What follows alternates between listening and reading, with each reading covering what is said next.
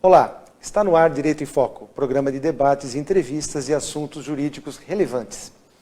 Hoje nós vamos conversar um pouquinho sobre o pacote anticrime, uma tramitação que está havendo, né, no Senado, na Câmara dos Deputados, de uma lei que vai alterar alguns artigos do Código de Processo Penal, do Código Penal, alguns conceitos, e vem com um carimbo aí, chamado Sérgio Moro, atual ministro da Justiça, e que é um nome icônico no Lava Jato.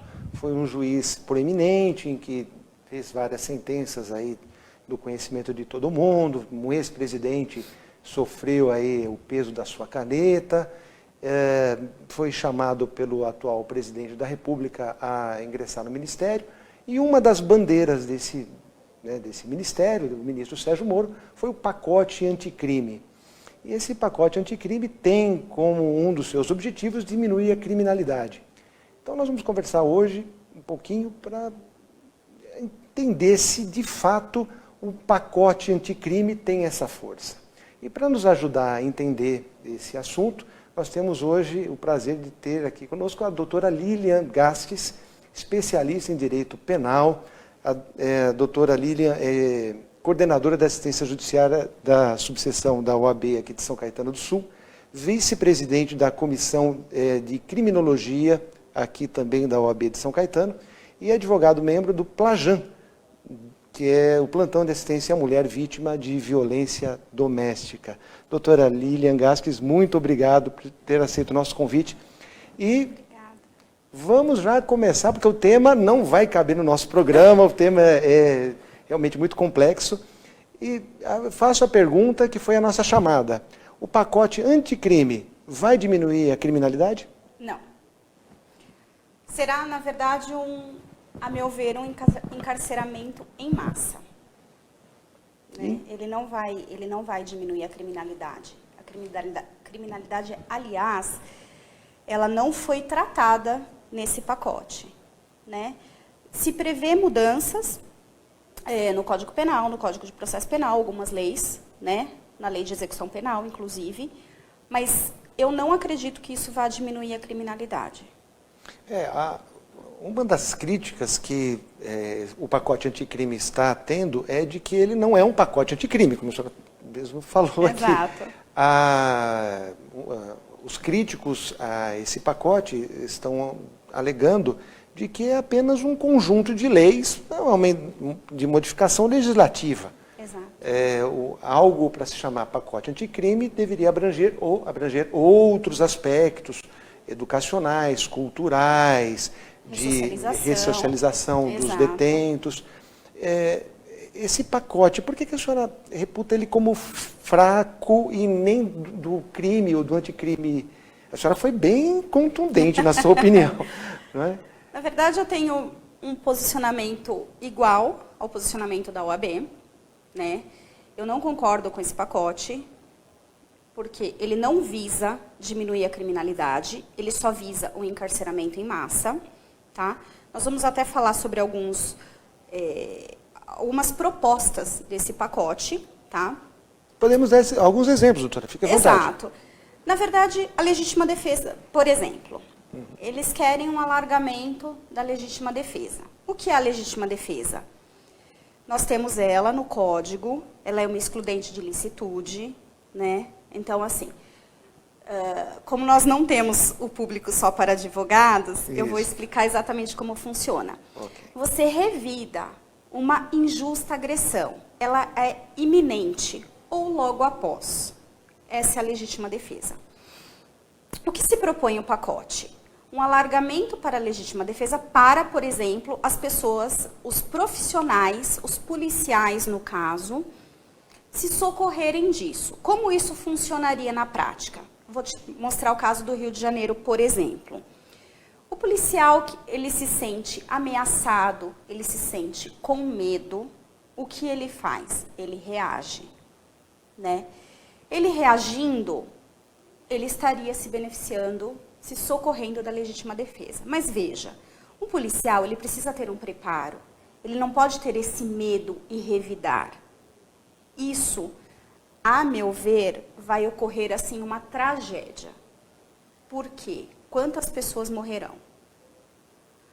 Você pegando, doutor, o Rio de Janeiro, por exemplo, 19% das mortes ocorridas lá foram policiais militares.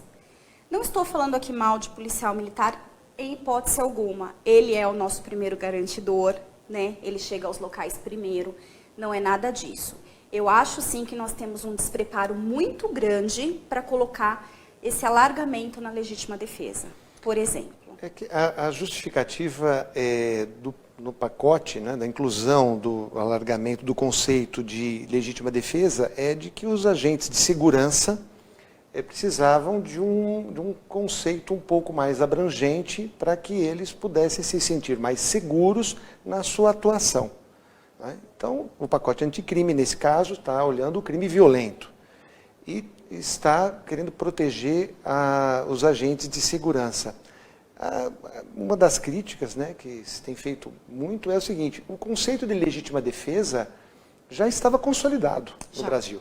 Já. Né? Nós não precisaríamos de um complicador aí, porque os bons policiais, e são de fato a grande maioria, né? Muitos estados se orgulham das suas polícias, eu não sei, outros estados, o estado de São Paulo se orgulha muito da sua polícia, tem seus problemas, mas ela é uma instituição de muito respeito.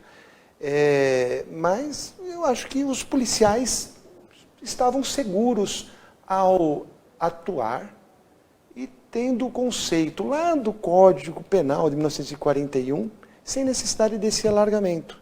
Então, o pacote anticrime, como o senhor está dizendo, ele veio para aumentar o risco da própria sociedade? É isso que o senhor está querendo dizer? É isso que eu estou querendo dizer. Isso vai aumentar realmente o risco. Isso dá uma segurança maior para o policial militar? Não acredito. Mas segundo o pacote, sim. Por agir com medo, então o policial militar, ele age com medo. Peguei o policial militar como exemplo, tá? Polícia no geral.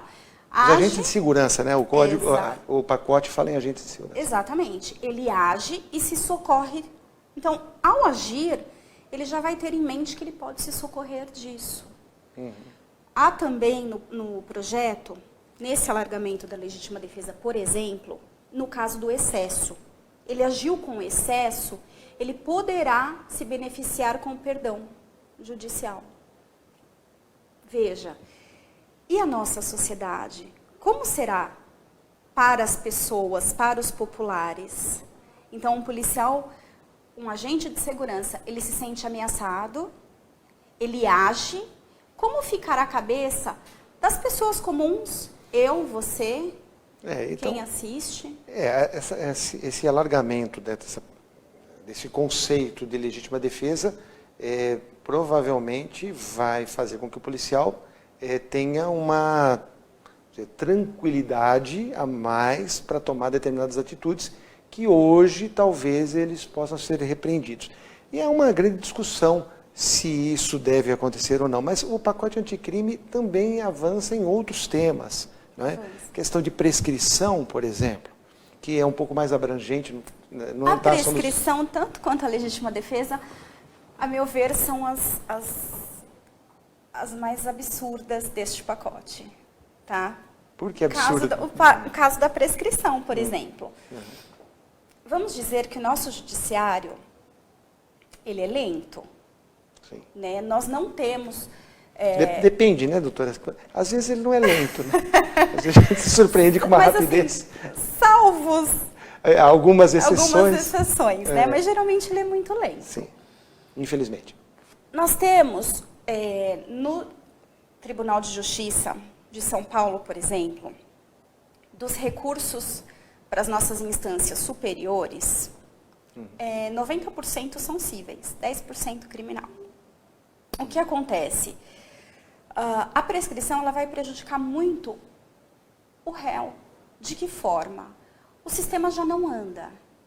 Muitas vezes nós não absolvemos, é extinta a punibilidade dele em decorrência da prescrição. E o pacote quer mudar ele quer o quê? modificar, então ele quer suspender e ele fica respondendo esse crime até o judiciário finalizar. Então, assim, hoje você demora muito num recurso, né? Como tem acontecido, como acontece de praxe, nós vamos lá e nos socorremos da extinção da punibilidade baseado na prescrição. A proposta dele é que não haja mais isso. Então, nós não teremos um processo, uma duração razoável de processo. Então, o réu fica... Essa questão da prescrição, deixa eu tentar entender e conversar aí com quem está nos assistindo que não tem um conhecimento jurídico, porque não tem a formação jurídica nesse aspecto. O processo ele tem um tempo máximo para que a pena seja dada, sob pena do Estado não poder mais dar sua punição. Exatamente. O que a reforma, né, o que o pacote quer fazer é que este prazo, dependendo das circunstâncias, ele não conte. Então, a prescrição que aconteceria, por exemplo, em 15 anos, vai acontecer em 20, 25... Vai acontecer quando terminar o recurso. Quando terminar o recurso. Exatamente. Infelizmente, o primeiro bloco nosso já está no final, mas voltando para as críticas aí que são feitas a esse pacote, dizer o seguinte, talvez o excesso de recursos, a não concentração dos recursos, ou o tempo excessivo no julgamento dos recursos, que fazem com que muitos crimes não tenham a sua punição pela prescrição. Não é o fato da existência da prescrição, é o fato de que o Estado não está aparelhado. Né? E o réu não pode suportar a falta desse aparato judicial. Então, nós estamos falando aqui na área penal, né? Mas o cliente, né? Aquele que se socorre do judiciário, ele não pode suportar essa falta de aparato, essa falta de pessoas para que as coisas aconteçam com mais celeridade. E o pacote não tratou de dar uma estrutura melhor para o próprio Poder Judiciário? Não, então, em nenhum momento. Então nós estamos cuidando não das causas, nós estamos cuidando das consequências. Exatamente. Olhando, é uma visão na proposta que parece que está querendo agradar uma opinião pública, mas não resolver a fundo o problema real. Agora, doutora, daqui a pouquinho a gente vai continuar a nossa conversa, mas eu gostaria de entender um pouquinho. O pensamento da senhora está muito afinado com o da OAB, a senhora inclusive é membro da nossa subseção aqui de São Caetano do Sul, da 40ª sessão aqui. Sob a presidência do Dr. João. Dr. João Paulo, um abraço a todos da OAB. Mas a OAB, ela, até agora, embora ela tenha se manifestado, eu não vi uma proposta alternativa, uma proposta que de fato leve a ter um nome de anticrime, o pacote anticrime para auxiliar o país. A crítica àqueles que defendem o pacote é esse: a OAB está reclamando, mas não apresentou nada. Eu acho, na minha opinião, que essa função nem pertence à OAB. Exato. E particularmente eu respondo de forma antecipada, doutora.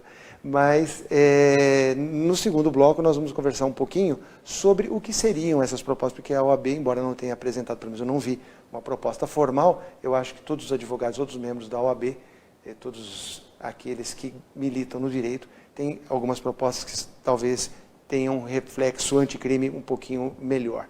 Mas nós vamos falar disso depois do intervalo, aguarde, daqui a pouquinho nós voltamos. Olá, voltamos com o programa Direito em Foco, programa de debates, entrevistas e assuntos jurídicos relevantes.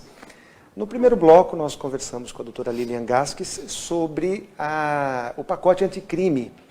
E nós temos uma opinião, está muito clara a opinião da doutora Lilian, de que o pacote anticrime tem um nome pacote anticrime, mas não é um pacote anticrime. Ficou bem clara essa posição dela e acho que deu para perceber também que é a minha posição, achando que o pacote anticrime que foi apresentado pelo ministro Sérgio Moro, ele tem ainda muita coisa para ser completado.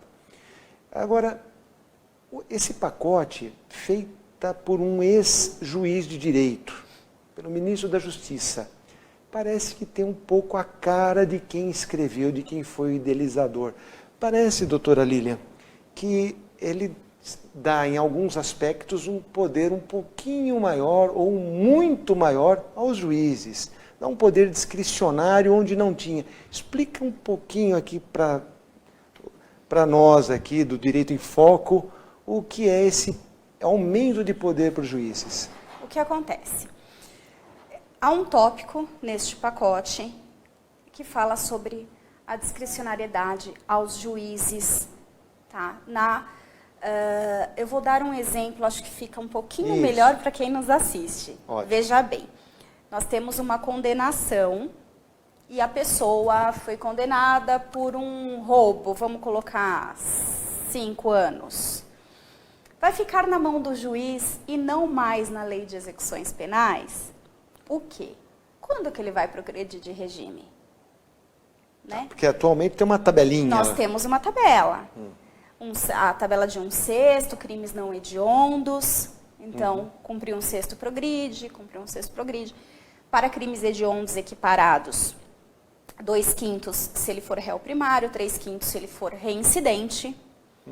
Então, veja, uma lei, ela é criada com um estudo, né? Uma lei, ela não é criada de uma forma sem fundamento. Esse pacote, a meu ver, né, ele não tem uma explicação, ele simplesmente criou. Ele não tem um fundamento, assim como esse tópico que estamos falando. Então, o juiz, ele, na cabeça dele, ele vai poder falar que o réu cumpre 5 anos para progredir de regime, ou seja, ele vai ter que cumprir a pena toda. Ou ele cumpre 3 anos para progredir de regime. Então, está na mão do juiz e não na mão da lei. Perfeito, doutora Lilian. Mas aqui o nosso programa Direito em Foco, muitas vezes, entrevista juízes de direito. Imagino que se eu estivesse hoje entrevistando não uma advogada brilhante como a senhora é, mas eu estivesse entrevistando um juiz da área criminal e perguntasse a ele, né, qual é o fundamento disso, ele diria, imagino eu, ora, é o momento em que o juiz vai aplicar a lei ao caso concreto, vai verificar as características particulares daquele infrator, daquele criminoso, porque ele já foi condenado, né? E, digamos, ele foi condenado a 5 anos e 4 meses, agora eu vou fazer a progressão. Mas eu estou vendo aqui que ele tem aqui uns antecedentes muito ruins, ele teve um comportamento dentro da prisão não muito bom, enfim, ele está analisando aquele indivíduo e não pegando uma tabelinha, 3/4, 1/5, 9/6, etc. Então, não é exatamente dar a cada um aquilo que ele efetivamente merece? Não. Não é isso? Primeiro, ele fere o princípio da legalidade, né? Nós temos o princípio da legalidade justamente para que os indivíduos eles se socorram disso. O que está na lei não é o que você acha melhor, o que um juiz acha melhor, é o que a lei diz. O juiz ele tem a subjetividade dele dentro de um molde, claro, na aplicação da lei. Lá no artigo 59, primeira fase, segunda fase, terceira fase. Mas e depois? Vai ficar na mão do juiz? Nós temos uma lei para isso. Isso não pode ser discricionário. A subjetividade do juiz acaba na condenação ou na absolvição, né? Lá. Quando ele vai para a execução penal, ele não é mais aquele juiz, é um juiz da execução penal. Esse juiz da execução penal, ele precisa se ater à lei de execuções penais. Ele não pode decidir quando a pessoa vai ou não. A individualização da pena, ela ficou lá atrás. Né? Nós temos a subjetividade ali na individualização da pena. Uma vez que a pena já foi fixada, ele foi condenado, ele vai cumprir como qualquer um. Acabou a individualização ali. Ele vai ter individualização socorrendo de alguns benefícios, né? Então, permissão de saída, o indulto, ele tem bom comportamento, ele vai socorrer nessa individualização. Mas na pena, no cumprimento da pena, no que foi fixado, não.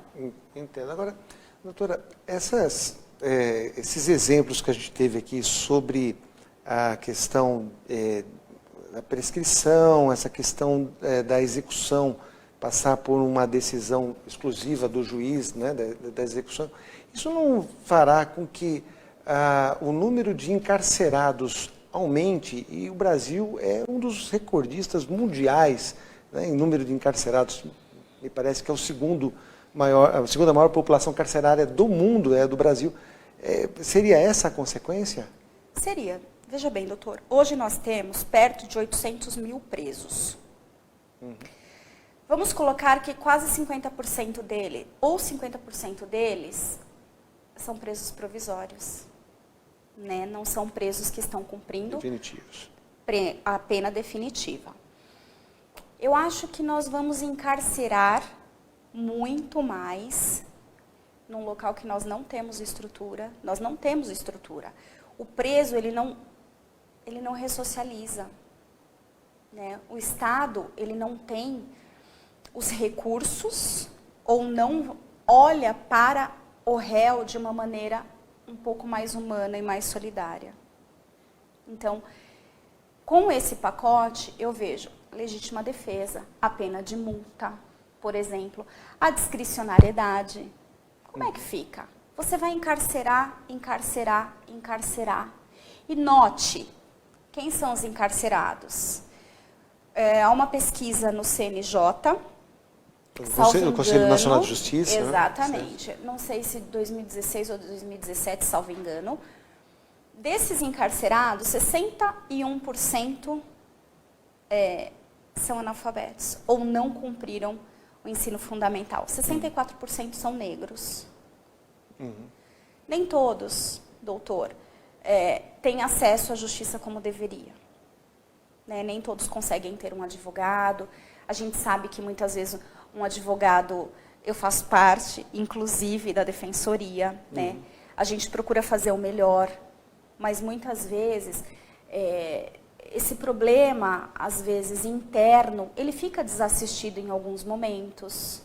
Então, né? O pacote anticrime, na verdade, pelo que a senhora está dizendo, a sua impressão, é de que vai aumentar a população carcerária e não vai diminuir o crime. E não vai diminuir a criminalidade. Agora, não diminuir a criminalidade por um pacote anticrime parece um contrassenso. Um contrassenso, né? Sem dúvida. E a sociedade clama pela diminuição da criminalidade. Eu até vi hoje uma brincadeira, né, nas redes sociais, dizendo mais ou menos o seguinte, de que o bandido vai ter medo da pena maior, por isso ele não vai cometer a pena, mais ou menos isso. Né? E, portanto, as pessoas deveriam apoiar o pacote anticrime. Até conversando antes do programa, parece que essa é uma premissa um pouco equivocada. Muito. Né? Muito equivocada. Parece que o que diminui a criminalidade é talvez o sujeito saber que se ele cometer o crime, ele vai ser punido. Exato, exatamente. A certeza da punição é talvez mais eficaz do que uma pena maior. Exatamente. Se eu cometer um determinado crime, eu vou cumprir 10 anos. A partir de agora, eu vou cumprir 20 anos. Então eu vou deixar de cometer o crime. De forma agora, alguma. Se eu souber que se eu cometer o crime, eu vou efetivamente cumprir a pena, parece que é um pouco mais inibitório. Mas, doutora Lilian Gasques, dessa conversa que nós tivemos aqui, dessa sua aula aqui, que eu aprendi muita coisa em direito criminal, comecei há 30 e tantos anos na área, e é sempre bom conversar com uma especialista. Hoje nós temos no Brasil essa necessidade de um pacote anticrime. Eu acho que a sociedade tem muito a contribuir, eu acho que a OAB, os advogados, os juízes, enfim, todos têm muito a contribuir para que esse pacote, se não sair o melhor... Na verdade, nós precisamos de um pacote De políticas públicas. Essas políticas públicas ultrapassam a mera alteração de uma legislação penal e processual penal. Para depois, sim, dessas políticas, a gente pensar em um pacote anticrime. Tomara que isso aconteça. Mas, doutora Lília, muitíssimo obrigado pela sua presença. Foi um prazer tê-la aqui, com o seu conhecimento, sua inteligência e sua simpatia. Muito obrigada. E nós esperamos ter contribuído um pouco para a discussão do pacote anticrime. Cada um tem a sua opinião, a sua colaboração, mas o importante é que a sociedade discuta esse pacote para que possa aprimorá-lo cada vez mais. E a você que nos assistiu, nosso muito obrigado. Direito em Foco volta na próxima semana, nesse mesmo horário. Muito obrigado e até lá.